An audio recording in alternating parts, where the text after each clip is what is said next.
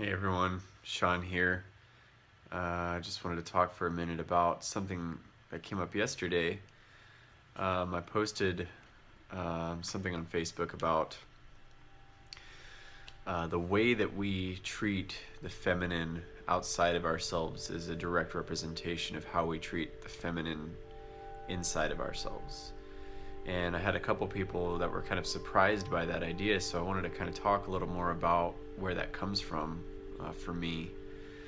And one of the key things is that when we look at how the feminine has been treated, over the history of our recorded time, we see that, the feminine has very much been suppressed by the masculine.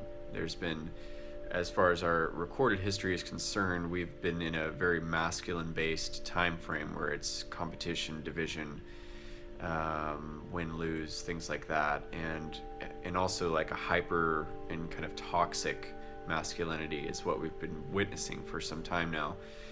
And one of the reasons why the feminine is being treated the way it has been for so long, why that energy is being pushed away, is because in our society it becomes it's the norm for men or little boys to be told not to express themselves fully, not to be emotional, and to act like a man.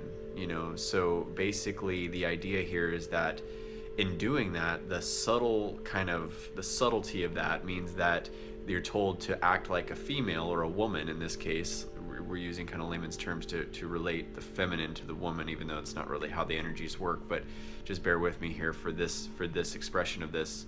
For little boys, they're taught, don't act like a girl, things like that. So they're automatically kind of being shaped to think that there's something wrong with being feminine or being a girl in this case, okay? So they start suppressing that within themselves. They start pushing those things away, and they start acting in these hyper-masculine ways because that's what they're told is acceptable as a boy or as a male in our current society. It's acceptable to be a hyper-masculine man, and that's actually the measure of a man. So as they age, as we grow as boys into men, we start treating the women outside of us in that same way. They're less valuable. They're treated as inferior in some way because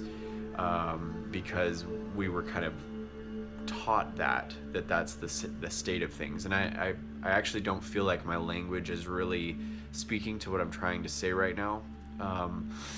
The ultimate point I'm trying to get across here is that part of the reason that we have this continuation in the suppression of the feminine, and why we have to keep working and kind of, I hate to use the word fighting against, but why there's still a challenge against women's full degree of rights, is because we are still teaching our little boys that it's not okay to act like a girl.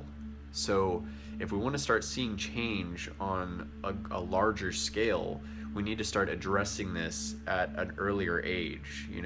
I'm focused on working with men now who are interested and kind of more aware of this and moving in that direction, but the real change needs to happen as we start teaching our children a new way of being. So or we're just going to keep repeating this cycle. If we keep on having them suppress their feminine, then as they get older, they're going to keep suppressing the feminine outside of themselves, and you're just going to create and continue this cycle. So what I'm inviting right now, the invitation right now, is that we start learning that we as humans, all humans, have a balance of masculine and feminine in us.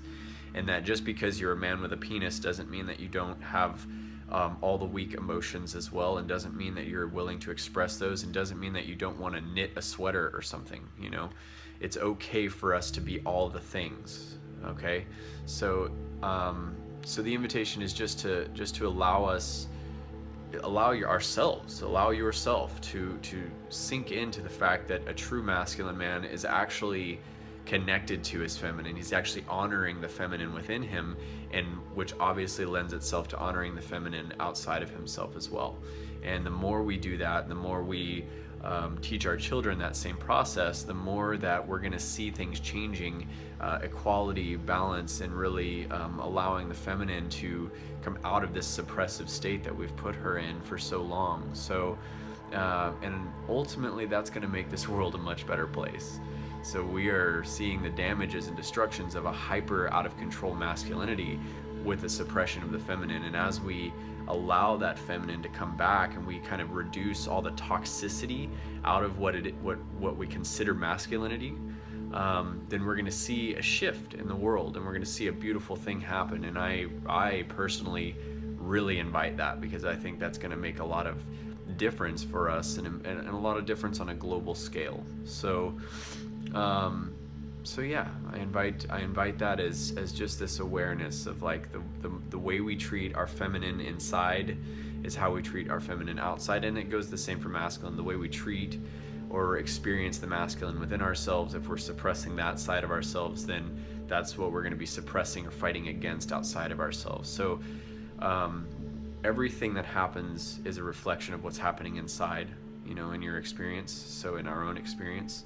So be looking at that. Be looking at how we can invite more of our femininity or more of our masculinity, and just realizing that we are this spectrum of experience, and that the more we can invite those into ourselves, or the more we can just allow them, because they're already there, the more that we can allow, appreciate, and even celebrate them, the more we're going to see those kind of celebrations outside of ourselves too.